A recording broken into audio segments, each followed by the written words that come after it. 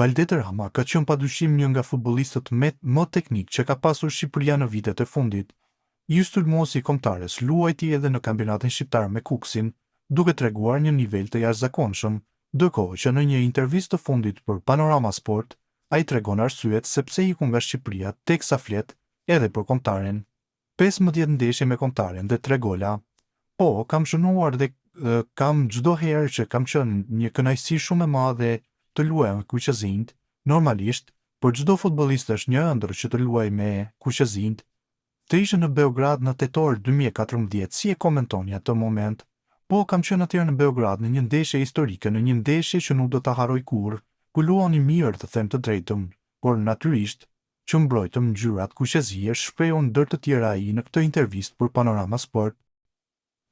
Drejtori i sportit në Art Motion, gazetari i njohur Arlind Sadiku, ka treguar se nuk do të mund të udhtojë në Serbi për të ndjekur ndeshjen historike Shqipëri-Serbi që do të luhet më 11 tetor në Leskovac. Arsyeja: një urdhër arresti i lëshuar ndaj tij nga autoritetet serbe, një veprim që ka shkaktuar reagime të forta në opinionin publik shqiptar.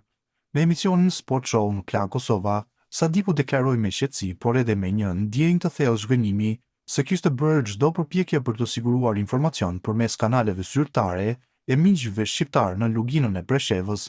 Megjithatë, lajmi ishte i qartë, Serbia e konsideron të padëshirueshëm një gazetar shqiptar që për vite të tëra ka ngritur zërin për sportin dhe dinjitetin kombëtar.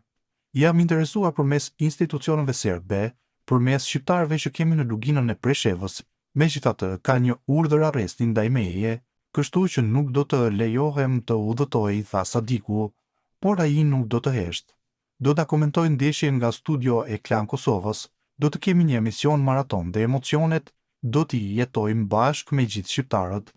Ky qëndrim është përshëndetur gjërësisht në rrjetet sociale ku shumë tifoz e kanë cilësuar Sadikun si zërin e shqiptarëve që s'mund ta ndalë askush. Për ta, fakti që një gazetar shqiptar ndalohet vetëm pse dëshiron të ndjekë kombëtaren e tij, është dëshmi e qartë se ende ekziston një ndarje që sporti duhet të kishte shëruar prej kohësh. Ndeshja Shqipëri-Serbi do të zhvillohet në Gdanski Stadion Dubocica në Leskovac më 11 tetor në orën 20:45. UEFA vendosi tash takimin në këtë stadium pas kërkesës së Federatës Serbe të Futbollit dhe miratimin e Federatës Shqiptare. Edhe pse fizikisht i ndaluar, Arlind Sadiku do të jetë shpirtërisht aty me mikrofonin dhe emocionin që e karakterizon për të përçuar te çdo shqiptar ndjenjën e krenarisë kombëtare, sepse siç thonë tifozët, ata mund të ndalojnë trupin, por jo zërin e një shqiptari që flet me zemër për flamurin e vet.